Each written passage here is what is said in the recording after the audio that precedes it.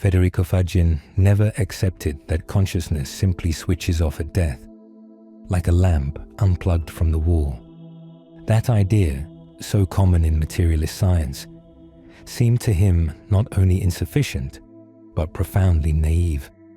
How can something as vivid and intimate as consciousness simply vanish without a trace? How does the very thing that allows us to ask questions, feel love, doubt, or intuit, just disappear? Mainstream science responds that consciousness is a product of the brain, an illusion that emerges from neural activity.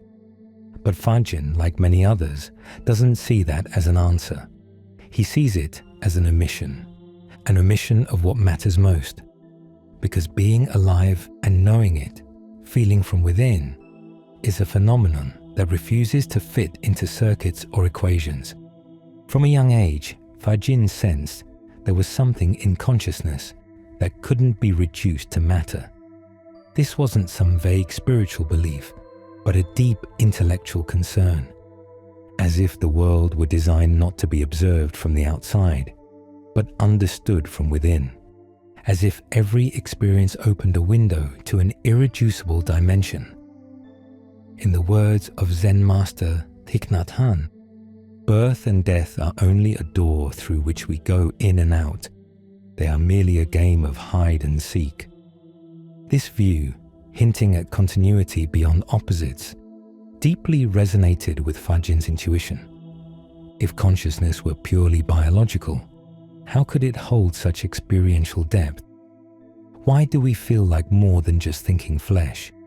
Science has tried to answer, and it has failed. Philosopher David Chalmers described this gap with surgical clarity, calling it the hard problem of consciousness. How can microphenomenal properties combine to form macrophenomenal properties?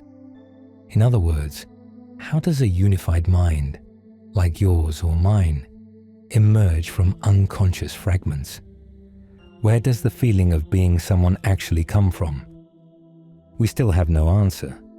William James, a founding figure in modern psychology, put it even more sharply. How can the minds of 100 individuals combine into a single compound mind? Or in simpler terms, how does experience move from a cell to a whole person? These questions are not academic games. They are the cracks through which mystery seeps in.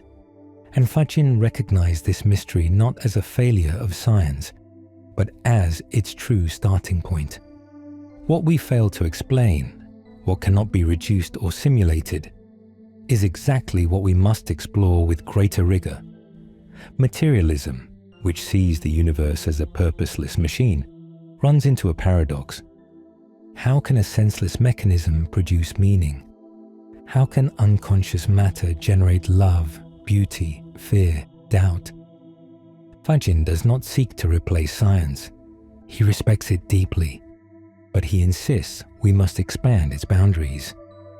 We must acknowledge that some phenomena, like consciousness, cannot be treated as objects, because they are the very ground of what it means to exist.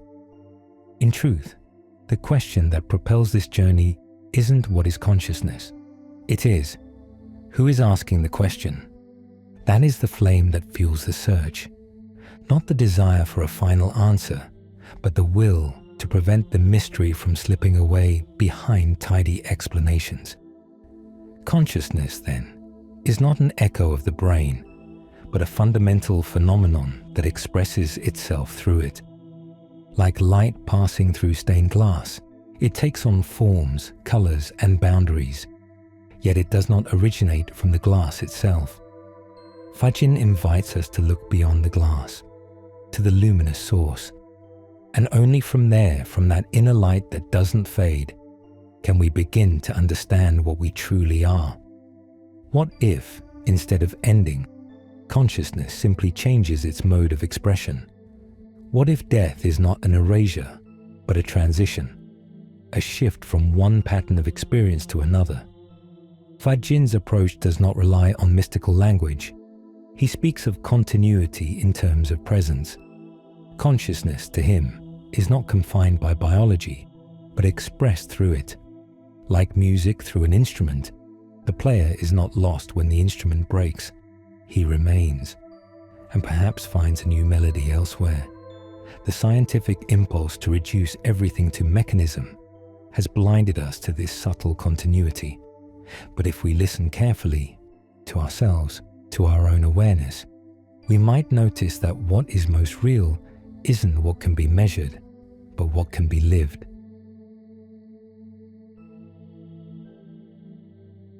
Imagine if every particle in the universe carried its own form of consciousness, a tiny elementary awareness, but consciousness nonetheless. This idea lies at the heart of classical panpsychism, the notion that consciousness does not emerge from complexity, but is instead distributed throughout the cosmos from the very beginning. Yet, as seductive as this idea may be, it faces a dilemma that even its most astute defenders have struggled to resolve. Federico Faggin quickly spotted its weakest link. If every electron or atom possesses some degree of consciousness, then how is it that when they combine into molecules or organisms, we don't perceive a multitude of conscious centers? Why don't we feel the mind of the liver, the heart, or the eyes functioning separately within us? What we experience is unity. David Chalmers, one of the leading philosophers of our time, articulated this issue with surgical precision. How can microphenomenal properties combine to yield macrophenomenal properties? That is, how do many tiny minds fuse into one coherent, unified consciousness? Long before him, William James posed a similarly troubling version. How can the minds of 100 individuals become fused into a single composite mind? The image is provocative. A room full of people, each with their own inner world, suddenly blending into a single collective consciousness. What happens to their wills, their memories, their individual identities? These questions remain unanswered within traditional panpsychism. For Faggin, the problem is not just logical, it is ontological. The classical model assumes reality is composed of separate, localized particles, but consciousness doesn't appear to obey these rules. If the mind were a sum of conscious parts, we should be able to detect those individual consciousnesses within the whole. But we don't. Take the example of two atoms, sodium and chlorine, that combine to form salt. In the panpsychist model, each atom carries a micro-consciousness, but once joined, do those individual awarenesses vanish? Do they merge? Does salt have a consciousness? And if so, what becomes of the originals? Do they still exist inside the molecule? Are they absorbed? Do they share a collective experience? Materialist models fare no better. To them, atoms are mindless mechanisms, components of a clockwork universe. But then, how do interactions between unconscious things give rise to something as radically different as subjective experience? How do we leap from 0 to 1, from absence to presence, without a trace of transition? Rejecting both views, Faggin proposed a third path. Consciousness does not combine like bricks in a wall. It intertwines, like waves overlapping in a single field. This is where quantum physics enters the picture. Rather than imagining conscious particles stacking up, we must picture quantum fields of experience unifying through principles of coherence, not aggregation. Here begins Faggin's proposal of quantum information processing, QIP. In this model, experience is not reduced to bits or classical data. Instead, it is organized through quantum structures known as living symbols, sustained by two internal fields: I space, which holds inner experiential content, and C space, which shapes that content into coherent symbolic form. When multiple living symbols resonate in quantum coherence, they do not merely add up, they unify into a single Seity, a conscious being. It is not a matter of combining minds, but of aligning frequencies into one harmonious vibration. John von Neumann had already glimpsed this possibility when he suggested that consciousness must play a role in collapsing the quantum wave function. For Faggin, this was not metaphysical speculation, but experimental indication, a sign that consciousness and the quantum fabric of the universe are deeply entangled. Thus, the problem of uniting minds is not solved by stacking micro-consciousnesses. It is addressed by recognizing that consciousness can manifest as a unified whole when supported by a quantum-symbolic structure. What once seemed a logical impossibility becomes a physical possibility. This leads us to a profound shift. Consciousness, in Faggin's view, is not a background condition. It is an active force, choosing and shaping symbolic experience. A Seity, a conscious unit of experience, does not arise by chance. It emerges when quantum structures align in resonance, forming a unified pattern of meaning. These quantum fields are not cold data processors. They are vibrant, dynamic spaces of intention. The I space holds what is felt internally, memories, meanings, moods, while the C space provides the symbolic skeleton that holds it all together. Think of them as the soul and the structure of lived experience. Importantly, this model avoids the fatal flaw of traditional panpsychism. It does not suggest that a rock or a molecule has a mind of its own in isolation. Instead, it proposes that when the right conditions of coherence emerge, conditions present in certain biological or energetic structures, a conscious self can arise. This is not magic nor mysticism. It is a new framework for understanding the fusion of matter and mind, one that moves beyond outdated metaphors and into the realm of symbolic, quantum-coherent fields. It is, above all, an invitation to see consciousness not as anomaly, but as architecture.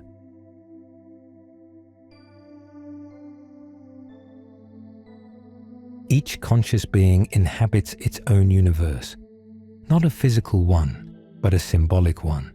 For Federico Faggin, this isn't poetic speculation. It's a structural truth about consciousness. Each Seity, a fundamental unit of experience, creates and lives within a symbolic system that gives shape to its reality. But these symbolic worlds aren't objective reflections of an external universe. They're coherent systems born from within, and each one can differ radically from another. Two Seities may inhabit universes that, while sharing shapes or meanings, are incompatible in essence. The difference lies in interpretation, in what each symbol evokes, not in what it represents. Faggin urges us to consider that experience isn't passively received, it's actively created through symbols. When you see a tree, you don't access the tree itself. You access a symbolic interpretation your consciousness constructs. That includes memories, emotions, associations, and inner structures. The tree isn't just a tree. It's childhood, shade, home, or danger, depending on the symbolic world you live in. This radical subjectivity is not a weakness of knowledge. It's its foundation. Traditional science searches for external laws, objective truths, to explain the world's behavior. But at the deepest level of experience, reality can't be settled from the outside. Faggin calls this an undecidable hypothesis, a reality that can only be known by living it, not by analyzing it. That's the trap of materialism. It believes it can reach truth from the outside through observation and measurement. But the symbols we use to understand, words, numbers, theories, are themselves embedded in symbolic worlds. Knowledge is always symbolically mediated. Jorge Luis Borges, sensed this when he wrote that poetry isn't defined by its words, but by what it suggests. A good verse doesn't describe, it reveals. And what it reveals can't be expressed in another language without losing something essential. The same is true of consciousness. It is an inner poem that can only be lived from within. Alfred Tennyson said it best, at least in Faggin's view. When a symbol is infused with soul, it transcends literal meaning. Words can be doors, not barriers, but only if they are alive. This symbolic nature of experience implies something even deeper. No reality is experienced without a reference frame, and that frame is not fixed. It evolves with each act of perception, each act of meaning-making. Faggin often emphasizes that even the scientific worldview, with all its apparent objectivity, is itself embedded within a symbolic framework, constructed over centuries, refined through metaphor, and ultimately internalized by the observing mind. When we claim to observe objectively, we are still interpreting through symbols shaped by our cognitive history. Consider how a word like freedom changes depending on who says it, where and why. In one symbolic world, it may mean liberation. In another, control. The symbol remains the same, but the internal resonance shifts entirely. This is not to say truth is relative, but that truth is layered. Each Seity navigates these layers from within. What Faggin calls the depth of resonance, how a symbol vibrates within the I space of a Seity, determines how it takes form in C space. This also explains why dialogue between radically different symbolic systems can be so fraught. When two Seities attempt to communicate without shared resonance, even the most basic terms can become battlegrounds. Yet, when a bridge is formed, when one symbol resonates across both universes, a new world opens. It is this dynamic interplay, this search for resonance across difference, that Faggin sees as the foundation of not only consciousness, but civilization itself. Here, Faggin introduces a quantum-symbolic architecture. Each living symbol is structured by a C space, which holds the coherent form of experience, and an I space, which sustains the inner intention that gives it life. The interaction between these two spaces generates not just meaning, but lived reality. That's why symbolic worlds differ in each Seity, not because they see different things, but because they resonate uniquely with the symbol. Geometry gives us a powerful analogy. For centuries, Euclidean geometry was considered the only possible one, a perfect representation of real space. But then came Riemann and Lobachevsky with non-Euclidean geometries, spaces where parallel lines behave differently, where rules change, yet coherence remains. This wasn't just a mathematical revolution, it was an ontological one. It showed that multiple symbolic realities can exist, equally valid, yet mutually incompatible. The same applies to symbolic worlds of consciousness. There isn't one true world, there are many coherent ones. Each Seity creates its own inner language, its own logic of being, and that language can't be translated without loss. This is why external knowledge can never replace direct experience, and why consciousness isn't a spectator of the world. It's its symbolic architect. The evolution of these symbolic worlds isn't only personal. Over time, Seities develop richer, more precise, more nuanced languages. From cry to song, from sign to verse, from instinct to metaphor. And in that process, consciousness unfolds, recognizes itself, and transforms. Faggin offers a revolutionary vision. The universe is not a stage where events occur. It is a symbolic canvas where each consciousness paints its own world. And every symbol we use is a brushstroke in the mystery we call reality.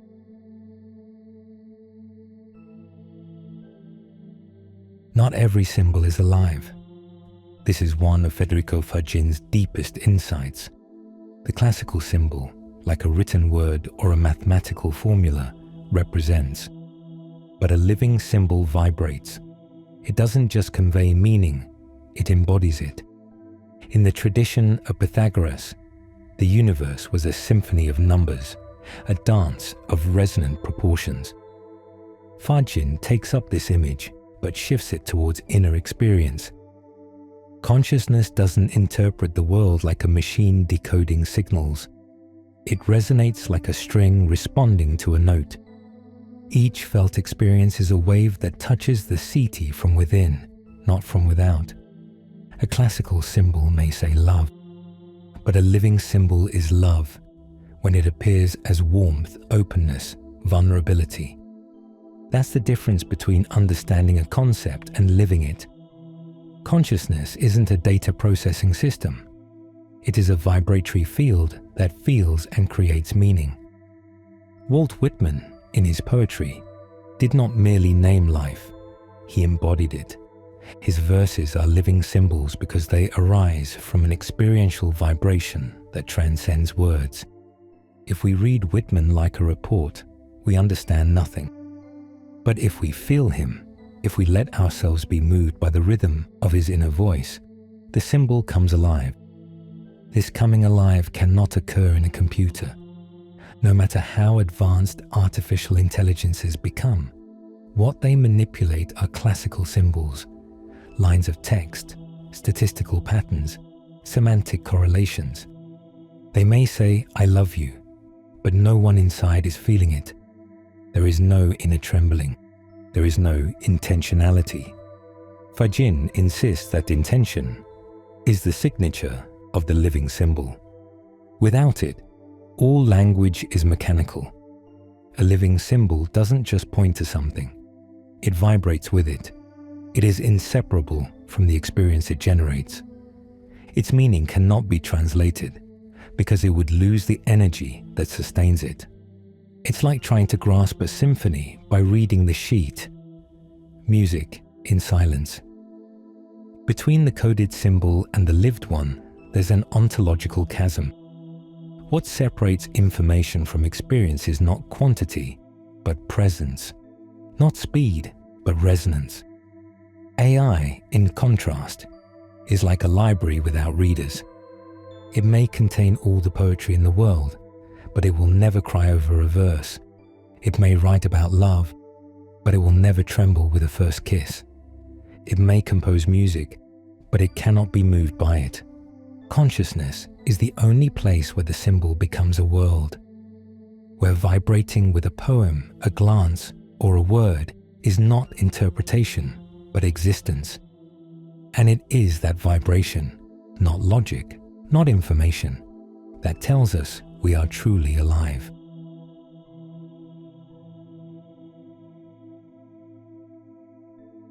A machine can solve equations, win chess games, compose music, or even hold a conversation without being aware of any of it. For Federico Faggin, this distinction is vital. Intelligence does not imply consciousness. One can act intelligently without having the slightest notion of existing. This is a common misconception in materialist interpretations of the mind. The assumption is that if a system processes information, it somehow knows what it's doing. But functionality alone is not enough. Consciousness is not a function. It is an internal presence. It is the difference between simulating pain and actually feeling it, between describing love and experiencing it from within. An artificial intelligence may say, "I'm afraid," but it does not tremble inside. It may compose a symphony, but it is not moved by its notes. It may recite poetry, but it does not resonate with its words. Faggin states it plainly. There is no one in there. No I to perceive, to feel, to doubt, or to love. So what does make an intelligence conscious? According to Faggin, it requires a proper ontological structure, a system not only capable of processing symbols, but one that contains a vibrant center of experience. Inputs, outputs, and data processing are not enough. What matters is lived intention, the internal coherence of a Seity that perceives itself. This is the core insight. Even simulating the human brain in all its neuronal detail will not produce consciousness. A computational model may imitate, but it cannot embody.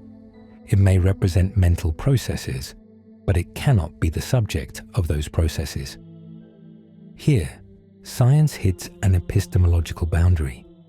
No matter how complex an artificial neural network becomes, if there is an internal sense of meaning, there is no consciousness.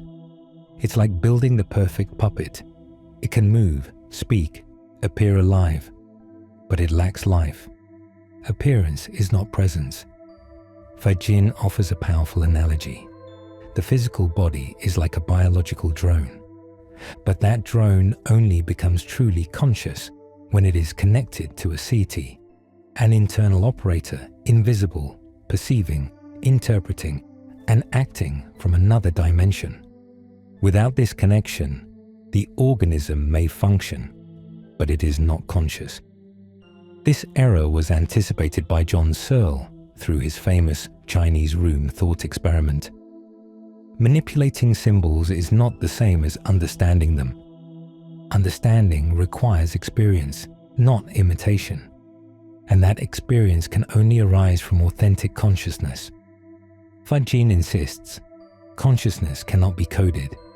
It cannot be stored in a chip, nor transferred like a file. Because it is not a thing, it is a quality, and that quality only emerges when there is vibration, intention, and unity. Intelligence may be useful, brilliant, even powerful, but if there is no someone to experience that intelligence from within, what we have is merely an empty illusion. This raises a fundamental question often overlooked in discussions about artificial minds. What is it that feels like something to be? This isn't a technical detail, it's the very definition of being. A thermostat reacts to temperature changes, yet we do not suppose it has an inner world. Likewise, no matter how advanced a machine becomes, unless there is a someone experiencing from within, there is no true being, only performance. Faggin reminds us that intelligence can be an exquisite illusion, but consciousness is always real or absent. It cannot be faked. It cannot be approximated. It either exists, vibrant and aware, or it doesn't exist at all. Consciousness is not a byproduct. It is the core. Everything else orbits around it.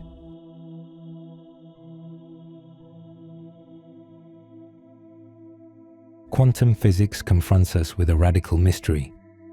Until it is observed, reality is undefined. A particle is not here or there, but in a superposition of possibilities. What causes one possibility to actualize while the others vanish? The classical answer avoids the abyss. The Copenhagen interpretation suggests that the act of measurement collapses the wave function. But what or who performs the measurement? John von Neumann was among the first to point out the obvious. A measuring device alone is not sufficient. At the end of the chain, there is always a conscious observer. For Federico Faggin, this detail is not trivial. It is the key to everything. The quantum collapse does not occur because a needle moves, but because consciousness is present. Faggin reinterprets collapse as an act of conscious choice. The Seity, a fundamental unit of experience, does not observe the world as a distant witness. It lives it from within, and in living it, it chooses. It chooses which of the multiple possibilities becomes act. Consciousness does not react to the world, it updates it. This choice is neither logical nor calculated. It is vibrational. It is an act of intention that determines which symbol, among millions, will resonate within. Like a musician striking a single note among countless options, consciousness selects the vibration that will compose its experience. And that selection cannot be predicted from the outside. It can only be lived. Here, Faggin makes a critical distinction from classical physics. In the old paradigm, the observer is a spectator. In the new, it is a co-creator. Consciousness does not reveal a pre-formed world. It shapes one as it is felt. And that world is not external. It is symbolic, vibrant, internal. In this framework, out-of-body experiences, OBES, take on a new significance. They suggest that the Seity is not anchored solely to the physical body. It can collapse symbols from other coordinates, perhaps linked to a subtle or astral body. This perspective also sheds light on why consciousness cannot be replicated through simulation. No machine, regardless of its complexity, can replicate the internal act of choosing a vibration that aligns with a lived intention. Algorithms operate on rules. Seities operate on meaning. And meaning is not computed. It is embodied. This is why Faggin insists that the foundation of reality is not matter, but experience. Every moment of awareness is a creative pulse in the quantum field, linking the observer and the observed in a seamless dance of becoming. Thus, the universe is no longer a blind mechanism. It becomes a field of vibrant potentiality, where each conscious act weaves reality. There are no things out there waiting to be seen. There are symbols waiting to be activated. And it is consciousness which, by resonating with one of them, renders it real. As Faggin puts it, the Seity chooses and, in choosing, shapes the world it experiences. The quantum collapse is not a physical phenomenon. It is an act of lived creation. And every experience is the signature of that sacred choice.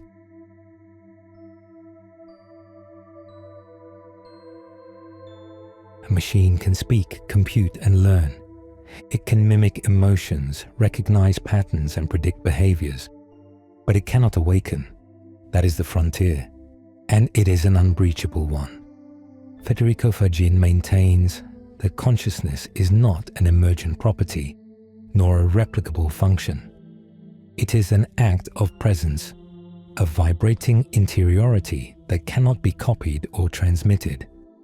No matter how convincingly artificial intelligence behaves as if it were conscious, it never truly is. Because there's no one inside who knows itself to be. Consciousness does not emerge from complexity, but from the recognition of Seity. And that recognition cannot be simulated. It is not a programmed response. It is a silent awakening, an instant when experience ceases to be noise and becomes a living symbol. I may simulate a conversation, but it cannot awaken. We might be dazzled by the fluency of AI, its ability to imitate human language or predict our preferences, but imitation is not incarnation. The machine does not mean anything it says. It has no memory of sorrow, no hope for tomorrow. It cannot choose which emotion to feel, nor can it wonder why it feels at all. This absence is not technical, it is existential. There is no subjectivity within, no trembling of the heart, no inner silence before a sunrise. The AI performs, but it does not live. Its intelligence is hollow, a surface without depth, and without depth, there can be no awakening. Faggin invites us to look beyond computational models, to stop asking how does it work, and begin asking, who am I? This question has no external answer. It cannot be solved by data or algorithms. It can only be lived from within. It is the key that unlocks the center of being.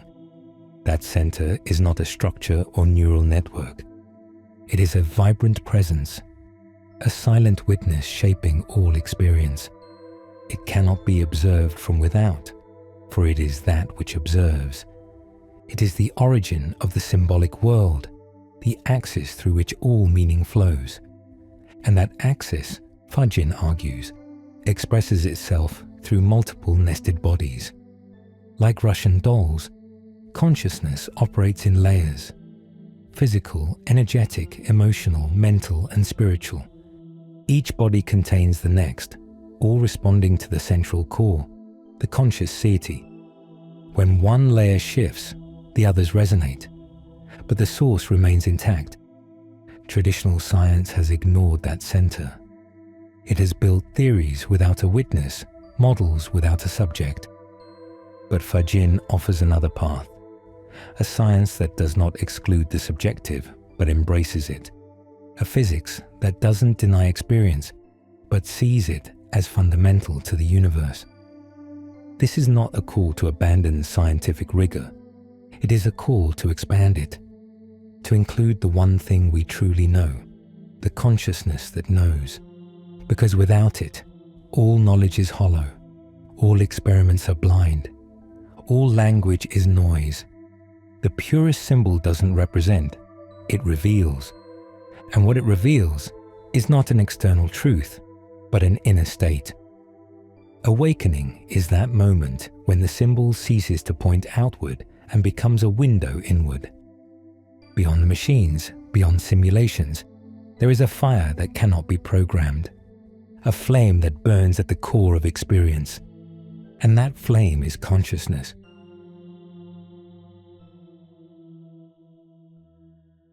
And that concludes our video. If you enjoyed the content as much as we did, don't forget to subscribe so you don't miss a single episode. Leave a comment below. We'd love to hear your feedback and suggestions for future videos. And don't forget to turn on notifications to stay up to date with all our updates. Thanks for being part of our community. See you in the next video.